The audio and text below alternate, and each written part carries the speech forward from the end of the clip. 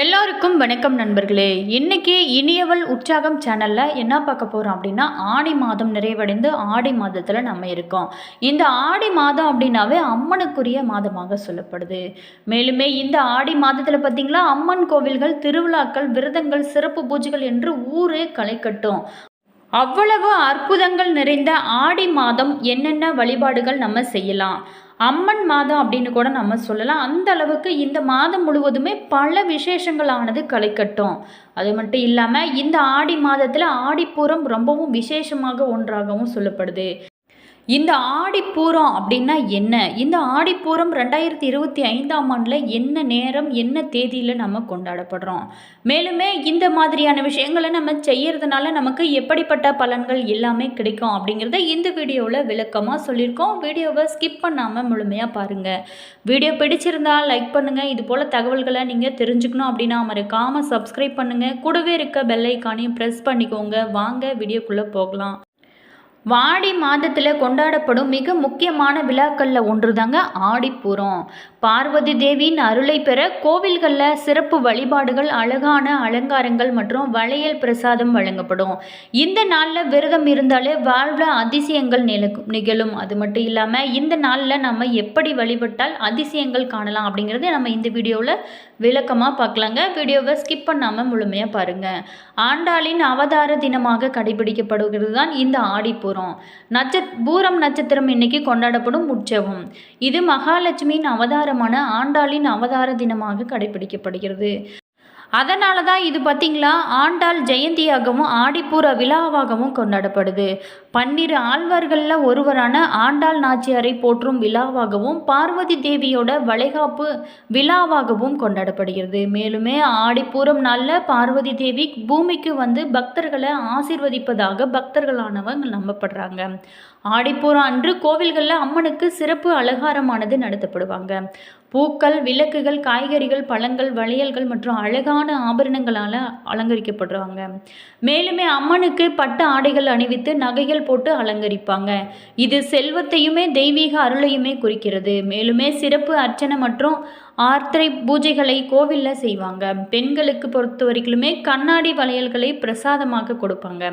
அம்மன் பற்றிய ஸ்லோகங்களை சொல்லி பக்தர்கள் பார்த்திங்களா பிரார்த்தனை செய்வாங்க. ஸ்ரீ வில்லுபுத்தூரில் துளசி செடிக்கு கீழே பெரியாழ்வாரால் கண்டெடுக்கப்பட்ட குழந்தை தான் ஆண்டாள்.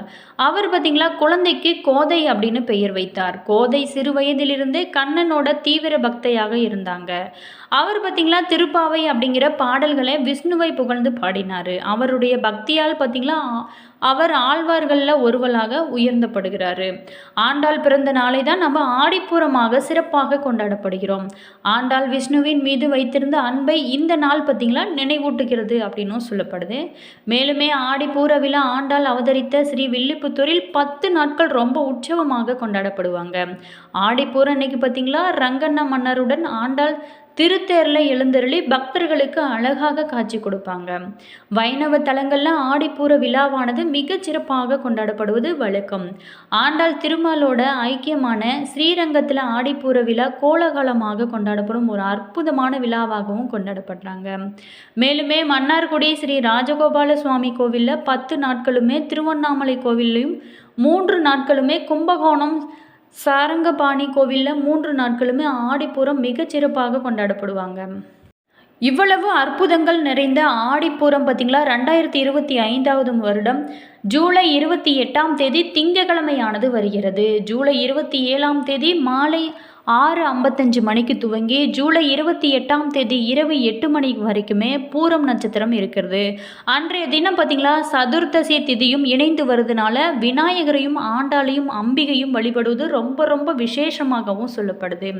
மேலுமே பங்குனி உத்திரத்தில் சிவன் மற்றும் பார்வதி திருமணம் முடிந்த பிறகு ஆடிப்பூரத்தில் எல்லா தேவியருக்குமே வளைகாப்பு விழாவானது கொண்டாடப்படுவது ஒரு புனிதமான பாரம்பரியமாகவே இருக்குது. இந்த நாள் பார்த்திங்களா தெய்வீக தாயை கௌரவிக்கும் ஒரு சிறப்பு நாள் தான் சொல்லப்படுது. அம்மன் சன்னதியில் கண்ணாடி வளையல்களால் அலங்காரம் செய்வாங்க. இந்த நாளில் அம்மனுக்கு வளையல் வாங்கி கொடுத்தால் வீட்டில் பார்த்திங்களா செல்வம் பெருகி கொண்டே இருக்கும். அதே போல தாங்க அம்மனுக்கு அணிவித்த பிறகு பிரசாதமாக கொடுக்கப்படும் அந்த வளையல்களை அணிந்து கொண்டாலே அந்த பெண்களுக்கு விரைவில் திருமண பாக்கியம் குழந்தை பாக்கியம், சுபிட்சமான வாழ்க்கையானது அமையும் அப்படிங்கிறது இன்றுமே நடக்கும் ஒரு அதிசயம் அப்படின்னும் சொல்லலாம். மேலுமே அம்மனுக்கு வளையல் உள்ளிட்ட மங்கள பொருட்கள் வாங்கி கொடுத்து வழிபட்டாலே வாழ்வில் பல அதிசயங்கள் நடைபெறும் அப்படின்னும் சொல்லப்படுது. அதே மாதிரி பார்த்திங்களா, இந்த ஆடி பூரம் அப்படின்னா நிறைய பேர்த்துக்கு தெரியாமல் இருக்குது. ஆடி திங்களில் வரும் பூர நாளில் இந்த விழாவானது சிறப்பாக கொண்டாடப்படும். அதே மாதிரி ஆடிப்பூரம் அப்படின்னா என்ன? ஆடி திங்களில் வரும் பூர நாளில் இந்த விழாவானது சிறப்பாக கொண்டாடப்படும். மேலுமே இந்த நாளில் தான் உமாதேவி அவதரித்ததாக சொல்லப்படுது. உலக மக்களை காப்பதற்காக அம்பாள் சக்தியாக உருவெடுத்த தினமாகவும் ஆடிப்பூரம் போற்றப்படுகிறது. ஆடிப்பூர விழாவானது சைவ ஆலயங்களில் மட்டுமல்லாமல் வைணவ தலங்களிலுமே வெகு சிறப்பாக நடைபெறும். அது மட்டும் இல்லாமல் ஆடிப்பூரம் அப்படிங்கிறது தமிழர் பாரம்பரியத்தில் மிக முக்கியமான பண்டிகையாகவும் சொல்லப்படுது. தமிழ் காலண்டரின் ஆடி மாதத்தில் ஜூலை ஆகஸ்ட் வரக்கூடிய இந்த பண்டிகை பக்தர்களால் மிகச் சிறப்பாக கொண்டாடப்படுகிறது.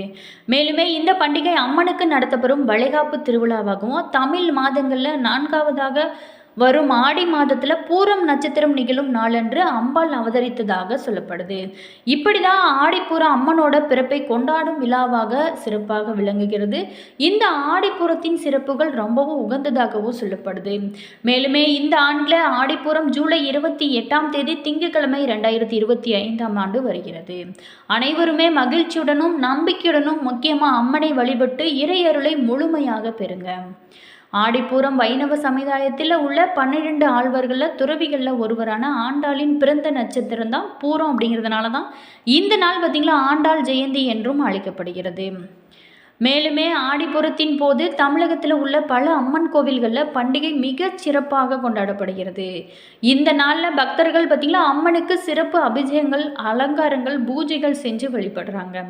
அலங்காரங்களுக்கு பல வகையான பூக்கள், பழங்கள், குங்குமம் போன்ற பொருட்களை பயன்படுத்துகிறாங்க. பக்தர்கள் தங்களோட விரதங்களை கடைபிடித்து அம்மனோட முழுமையாக முழு மனதோடு பிரார்த்தனை செய்கிறாங்க.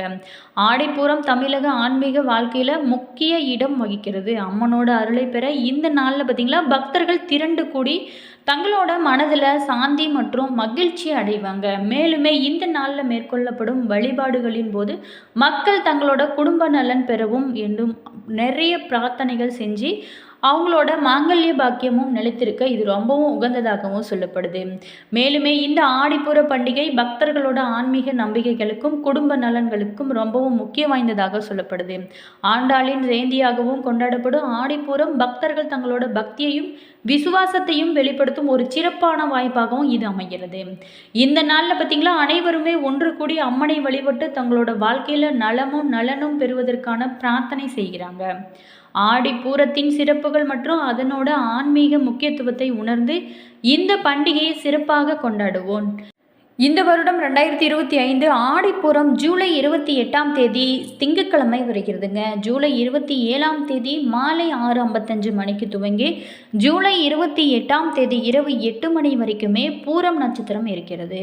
அன்றைய தினம் பார்த்திங்களா சதுர்த்தசி திதியும் இணைந்து வரதுனால விநாயகரையும் ஆண்டாளையும் அம்பிகையும் அம்மனையும் முழு மனதோடு மனதார நினைத்து நீங்கள் வழிபடுவதனால எல்லா வளங்களுமே உங்களுக்கு கிடைக்க நிறைய வாய்ப்புகள் இருக்குது.